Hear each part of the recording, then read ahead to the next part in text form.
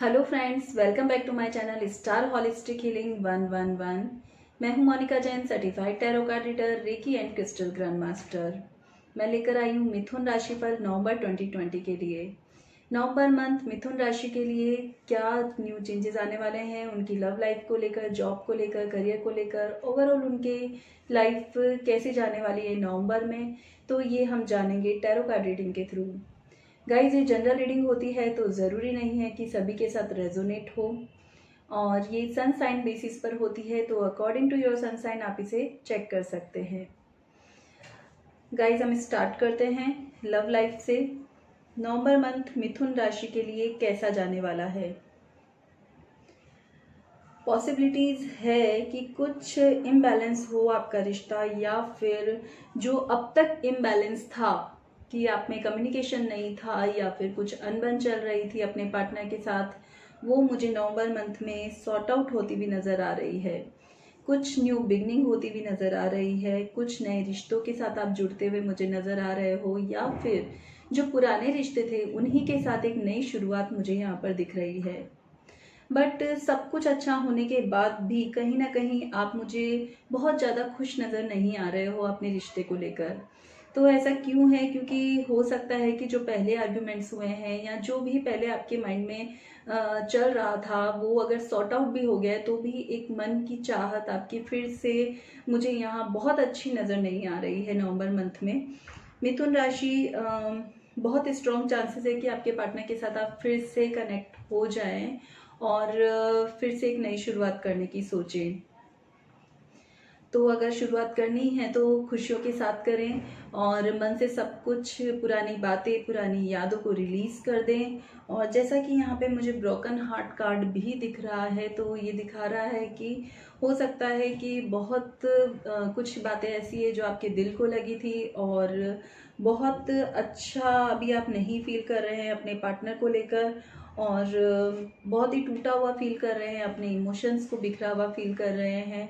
तो कोई बात नहीं, जो भी होता है वो अच्छे के लिए होता है। जो नया फिर से आपका पार्टनर जो आपके साथ कनेक्ट होना चाह रहा है, या फिर जो भी सुधार आने वाले हैं आपके रिश्तों में, उसे बहुत पॉजिटिवली लें नवंबर मंथ में, और बहुत खुशियों के साथ उसको एक्सेप्ट करें।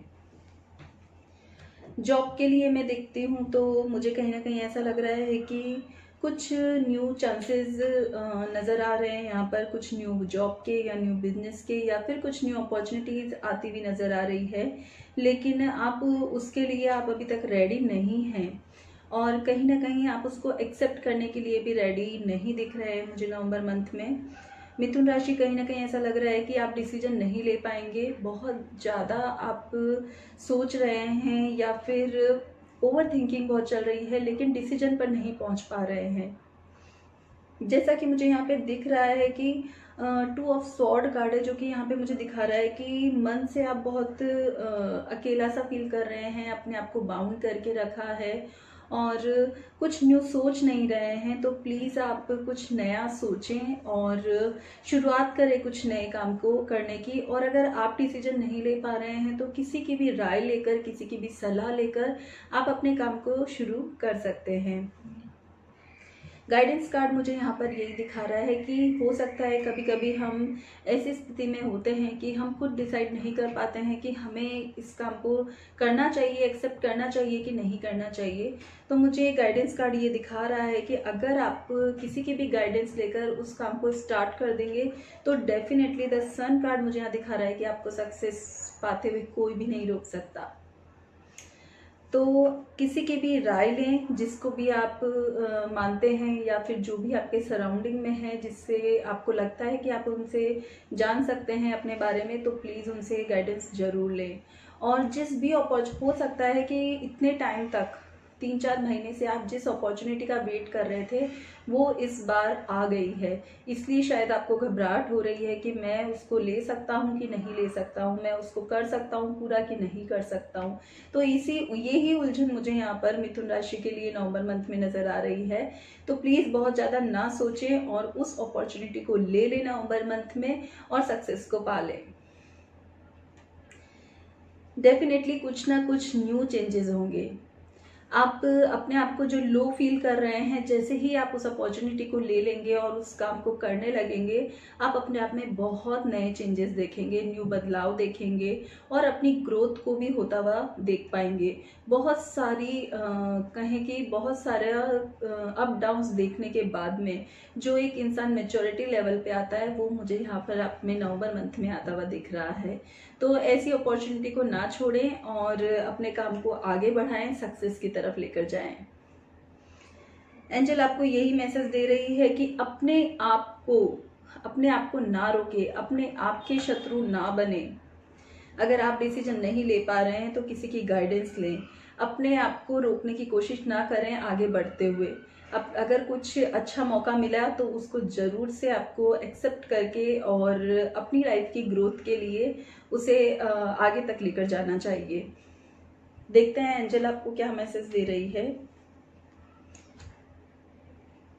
एंजल आपको ये मैसेज दे रही है या पूछ रही है कि क्या आपने एंजल की हेल्प मांगी है कि आप डिसीजन ले पाएं, या आप जो सोच रहे हैं उसमें आपको समझ आ सके कि आप पॉजिटिव सोच रहे हैं कि नहीं सोच रहे हैं।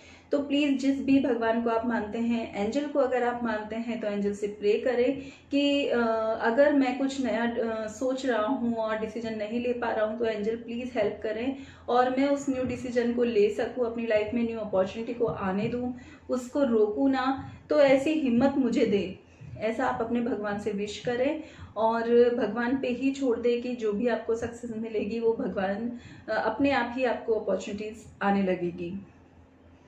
शील्ड योर सेल्फ, अपने सराउंडिंग में एक शील्ड लेकर चलें। शील्ड इट मीन्स हो सकता है एंजल आपको ये मैसेज दे रही है कि जो भी काम आप करें उसके सब प्लस माइनस देखते हुए और फिर अपने आप को प्रोटेक्ट करते हुए, अपने इन्वेस्टमेंट से अपने आप को प्रोटेक्ट करते हुए, और अगर लव लाइफ के लिए अगर ये मैसेज है तो अपने आप को बहुत बैलेंस करते हुए, इमोशनली बैलेंस करते हुए कुछ न्यू डिसीजंस लें और फिर आगे लाइफ में बढ़ें।